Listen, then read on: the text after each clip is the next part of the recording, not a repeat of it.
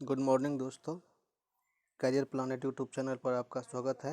हम लोग केमिस्ट्री देख रहे थे और केमिस्ट्री में अभी तक हम लोगों ने सबसे पहले रासायनिक समीकरण के बारे में देख लिया है और हमने बात किया था कि सबसे पहले जो है रासायनिक अभिक्रिया देखेंगे, फिर रासायनिक समीकरण का संतुलन और रासायनिक समीकरण क्या होता है। अब हम देखने वाले हैं रासायनिक समीकरण से होने वाला लाभ तथा हानि, रासायनिक अभिक्रिया के प्रकार, ऑक्सीकारक, अपकारक, दहन और ज्वाला। और इस प्रकार से आज ही ये टॉपिक हम लोग एंड करने वाले हैं। तो यदि आप चैनल पर नए हैं तो निश्चित रूप से आप चैनल को सब्सक्राइब कर लीजिए। आगे सभी चैप्टर, सभी विषयों की लेक्चर बारी बारी से यहाँ पे डाली जाएगी। तो अभी हम स्टार्ट करते थे। कल हमने बताया था कि अनुमान संतुलन विधि से किस प्रकार से संतुलित किया जाता है। अब आज हम आगे यहाँ पे देखने वाले हैं कि रासायनिक समीकरण से क्या लाभ होता है, हानि क्या है, इसका गुण दोष क्या है। तो सभी चीज़ एक में हम लोग यहाँ पे देखने वाले हैं। तो यहाँ पे आप देख सकते हैं कि पहला है कि रासायनिक अभिक्रिया के फलस्वरूप या रासायनिक समीकरण से जो होता है, अभिकारक और प्रतिफल के मूलानुपात का अनुपात, द्रव्यमान का अनुपात, गैस का आपेक्षिक अनुपात, परमाणु तथा अणु की जानकारी रासायनिक समीकरण से नहीं मिलती है। दूसरा है अर्थात द्रव्यमान की जाने कि कितना द्रव्यमान में गैस का निक्षेपण हुआ है, कितना कमी हुआ, इन सारी चीज़ों का जानकारी इस रासायनिक समीकरण से नहीं होता है। तो ये एक प्रकार का रासायनिक समीकरण का दोष है। दूसरा हम लोग देखेंगे कि रासायनिक समीकरण को लिखने से, जैसे अब हम लिखते हैं कार्बन और यहाँ पे लिखेंगे कि ऑक्सीजन, और इस प्रकार से यदि कार्बन और ऑक्सीजन लिखेंगे तो हमको ज़्यादा समय लगेगा। और तो यहाँ पे बात किया जा रहा है कि रासायनिक समीकरण से कागज़ और समय की बचत होता है, इसके साथ साथ अधिक से अधिक जानकारी मिलती है। मतलब आप कम लिख के C+O2 लिख के आप लिख देते हो कि CO2, तो यहाँ पे कागज़ भी कम, समय में अधिक, और बात वही, यहाँ पे जो जानकारी आपको चाहिए वही जानकारी यहाँ पे मिल रहा है। तो वही बात यहाँ पे बोला जा रहा है कि इससे समय और कागज़ की बचत के साथ साथ अधिक जानकारी मिलती है तथा साथ ही संपूर्ण विश्व के वैज्ञानिक और विद्यार्थी इसको आसानी से समझ सकते हैं। तो इसीलिए रासायनिक समीकरण क्यों महत्वपूर्ण है, आप इसी बात से समझ सकते हैं। तीसरा जो महत्वपूर्ण बात है कि रासायनिक समीकरण से अभिकारक और प्रतिफल की भौतिक अवस्था, अर्थात ये जो भी प्रतिफल, जैसे CO2, अब ये क्या है, ठोस है कि द्रव है कि गैस है, इस बात की जानकारी रासायनिक समीकरण से नहीं मिलती है। तो ये एक प्रकार का दोष हो गया। और रासायनिक समीकरण से कि समीकरण का ताप कितना है, किस दाब पर समीकरण हो रहा है और किस दाब पर अभिक्रिया हो रहा है, उसका सांद्रण क्या है, प्रत्येक अलग अलग एलिमेंट का सांद्रक क्या है, प्रतिक्रिया का वेग क्या है, और उत्प्रेरक के बारे में, जो उत्प्रेरक कैसे काम करता है, इन सारी चीज़ों के बारे में इसकी जानकारी नहीं मिलती है। इसकी जानकारी रासायनिक समीकरण से इन सारी चीज़ों के बारे में जानकारी नहीं मिलती है। अब इसकी भौतिक अवस्था की जानकारी के लिए यदि आपको रासायनिक समीकरण में कि ठोस को दिखलाना है तो ठोस के लिए S, S से सॉलिड हो गया, द्रव के लिए L, L से लिक्विड हो गया, और गैस के लिए G, G से गैस हो गया, और जलीय विलयन के लिए AQ हो गया। तो इस प्रकार से जो है, यदि आपको भौतिक अवस्था की जानकारी लेना हो, जैसे कहीं पे आपको ठोस CO2 बन रहा है, CO2 ठोस बन गया, तो इसके कोष्ठ में ऐसे करके हम लोग S जोड़ देते हैं, CO2S, इसका मतलब CO2G ठोस के रूप में है। तो इस प्रकार से, और कहीं पे द्रव के रूप में है तो वहाँ पे हम कोष्ठ में ऐसे L लिख देते हैं, कहीं पे जलीय विलयन बन रहा है तो वहाँ पे AQ लिख देते हैं। तो वही बात बोल रहा है कि रासायनिक समीकरण के दोष को दूर करने के लिए ठोस के लिए S, द्रव के लिए L, गैस के लिए G और जलीय विलयन के लिए AQ लिख देते हैं। इसके साथ ही साथ ऊष्माक्षेपी और ऊष्मा शोषी, ये दोनों अभिक्रिया के बारे में हमने बात किया था कि ऊष्माक्षेपी क्या होता है। यहाँ पे क्षेपी है तो यहाँ पे क्या होगा, ऊष्मा बनेगा, और ऊष्मा शोषी है तो यहाँ पे ऊष्मा अर्थात गर्मी घटेगी। तो ये इसको लिखना कैसे है, दर्शाते कहते कैसे हैं समीकरण में। तो ये हो गया एरो। एरो के बाद जो भी यहाँ पे प्रतिफल बन रहा है, उसके बाद यदि ऊष्माक्षेपी अभिक्रिया को दर्शाना है तो एरो के दाएं साइड और प्लस ऊष्मा यदि लिखा रहेगा, या ऊष्मा हम लिख देते हैं यहाँ पे, इसका मतलब ये होता है कि ये किस प्रकार की अभिक्रिया है, तो ऊष्माक्षेपी अभिक्रिया है। उसी प्रकार यदि ये एरो है, एरो के बाएं साइड में यदि प्लस आप ऊष्मा लिखा हुआ है तो इसका मतलब ये क्या है, ये ऊष्मा शोषी अभिक्रिया है। तो ऊष्माक्षेपी और ऊष्मा शोषी में मूल अंतर क्या है कि एरो के दाईं ओर लिखते हैं तो ऊष्मा क्षेपी, और एरो के बाईं ओर लिखते हैं तो ऊष्मा शोषी। आप समझ गए होंगे कि ऊष्मा क्षेपी और ऊष्मा शोषी को रासायनिक समीकरण में किस प्रकार से दर्शाया जाता है। बाएं ओर प्लस लिख देने से ऊष्मा शोषी, और दाएं ओर प्लस लिख देने से ऊष्मा क्षेपी अभिक्रिया होता है। उसके बाद गैस की जानकारी के लिए, जो भी गैस बनता है, गैस सूत्र के ठीक ऊपर की ओर, जैसे कि यहाँ पे हाइड्रोजन गैस की निष्कासन हो रहा है, हाइड्रोजन गैस की जानकारी मिल रही है। तो गैस यहाँ पे हो गया, इसके ठीक ऊपर एक इस प्रकार का एरो लगा दिया जाता है और इस प्रकार से कहीं भी इस प्रकार से लिखा हुआ है, तो इसका मतलब ये होता है कि यहाँ पे हाइड्रोजन गैस की उत्पत्ति हुआ, जो यहाँ से निष्कासन इसका हो रहा है। अवसाद के बारे में उन्होंने बताया था कि अभिक्रिया होने के बाद जो फलस्वरूप जो प्रतिफल बनता है, उसके बाद जो अवसाद ठोस के रूप में बनता है।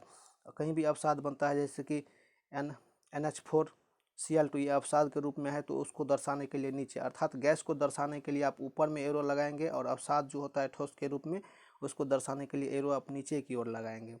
और कहीं भी ताप, दाब, सांद्रण, वेग, उत्प्रेरक आदि के बारे में जानकारी लिख रहा हो, देना हो, या किस उत्प्रेरक का हम यहाँ पे यूज कर रहे हैं, तो ये जो बीच वाला एरो होता है, इस एरो के ठीक ऊपर में किस ताप पर लिख रहे हैं, 40 डिग्री, 50 डिग्री, इसका दाब क्या है, इसका सांद्रण क्या है, इन सारी चीज़ को इस एरो के ऊपर या नीचे लिख के हम इन सारी चीज़ों को दूर करते हैं, और इस प्रकार से थोड़ा बहुत रासायनिक समीकरण का जो ये दोष है ये हटता है।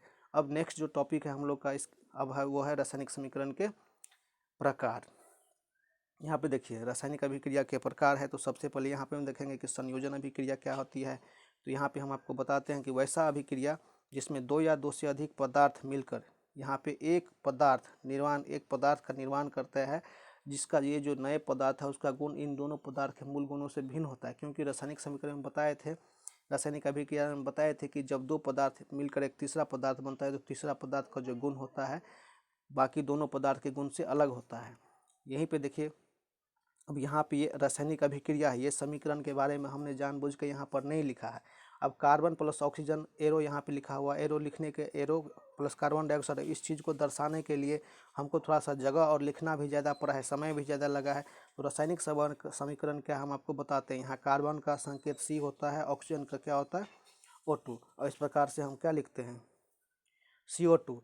तो यहाँ पे कार्बन और ऑक्सीजन मिलकर दो पदार्थ मिलकर एक तीसरा पदार्थ बन गया है, जिसका इसका जो गुण हो गया इस दोनों के गुण से बिल्कुल अलग है।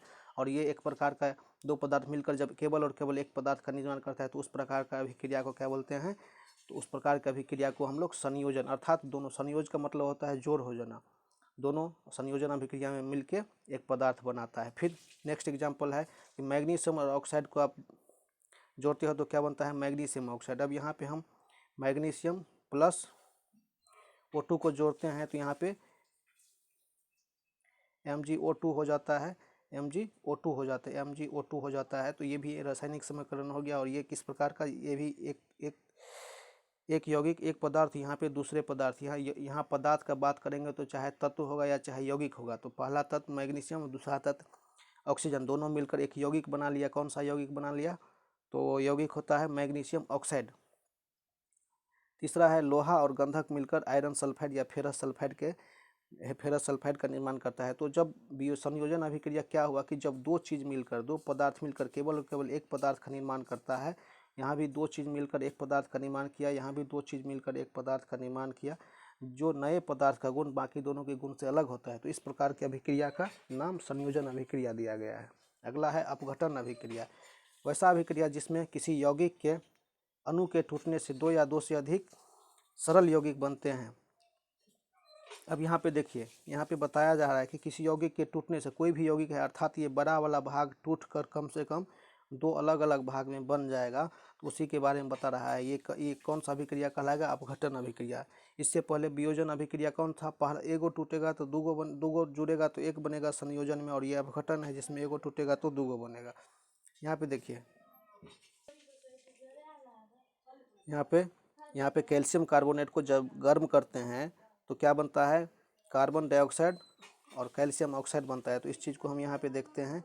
यहाँ पे देखिए कैल्शियम कार्बन CaCO3, इसको गर्म करते हैं तो एरो देंगे, और यहाँ पे लिख देंगे ताप दे रहे हैं तो यहाँ पे लिख देंगे गर्म करने पर। जो भी यदि यहाँ पे दर्शाया रहेगा कि 40 डिग्री सेल्सियस या 100 डिग्री सेल्सियस कितना पे, तो उस चीज़ को भी यहाँ पे हम लोग डिनोट कर देंगे। कैल्शियम कार्बोनेट को जब गर्म करेंगे तो कैल्शियम ऑक्साइड बनेगा, अर्थात CaO बनेगा, और प्लस कार्बन डाइऑक्साइड गैस जो है मुक्त होगा, CO2 बन जाएगा, और ये क्या होगा, मुक्त होगा। तो वही बात यहाँ पे बन रहा है। और इस प्रकार से यहाँ देखेंगे कि समीकरण संतुलित है या नहीं। यहाँ पे दो गो ऑक्सीजन, यहाँ पे एगो ऑक्सीजन, यहाँ पे दो ऑक्सीजन, यहाँ पे एक ऑक्सीजन, तीन ऑक्सीजन, यहाँ पे तीन ऑक्सीजन, और यहाँ पे देखिए कैल्शियम यहाँ पे एक है, यहाँ पर कैल्शियम एक है, यहाँ पे कार्बन 1, यहाँ भी कार्बन 1। तो इस प्रकार से ये समीकरण भी क्या है, तो संतुलित है। इस प्रकार से क्या हो गया कि जब एक चीज़ टूटा तो दो अलग अलग चीज़ बना, तो ये क्या, कौन सा अभिक्रिया कहलाएगा, तो ये अपघटन अभिक्रिया कहलाएगा। नेक्स्ट हम लोग का है कि विद्युत अपघटन क्या है। विद्युत अपघटन के बारे में जानेंगे। तो जब धातु के ऑक्साइड और क्लोराइड, धातु का दो गो ऑक्साइड होता है, ऑक्साइड भी होता है और क्लोराइड भी होता है। ऑक्साइड में क्या होता है, O2 जुड़ता है, क्लोराइड में क्या होता है कि Cl2 जुड़ता है। किसी भी धातु के साथ जब O2 जुड़ेगा तो उसको उस धातु का ऑक्साइड बोलेंगे, जब क्लोरीन जुड़ेगा तो उसको हम क्लोराइड बोलेंगे। तो यहाँ पे क्या है, धातु के ऑक्साइड और क्लोराइड अर्थात ऑक्सीजन और क्लोराइड के जुड़ने से जब धातु के ऑक्सीजन और क्लोराइड से जब विद्युत प्रवाहित किया जाता है तो वह विभिन्न घटक में घटित हो जाता है अर्थात टूट जाता है, और इस संपूर्ण प्रक्रिया को विद्युत अपघटन कहा जाता है।